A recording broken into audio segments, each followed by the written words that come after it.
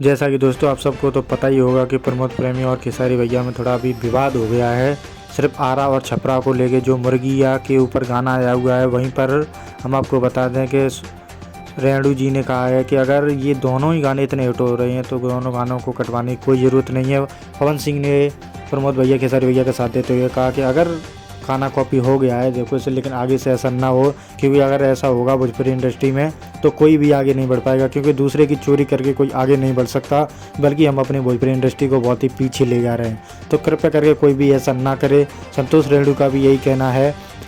कि अगर हमारी गलतियों से अगर हमारी भोजपुरी इंडस्ट्री इतना पीछे चले जाएगी तो ये अच्छी बात नहीं है। यहीं पर पवन सिंह ने भी कहा है कि खेसारी का गाना हो या प्रमोद प्रेमी का गाना हो, प्यार तो सबको देना है, क्योंकि अगर ये चोरी करके गाना गाओगे तो ये अच्छी बात नहीं होगी, क्योंकि इससे हमारे भोजपुरी इंडस्ट्री पे बहुत बड़ा बवाल होने वाला है। समर सिंह ने भी बड़ा बयान देते हुए कहा है कि अगर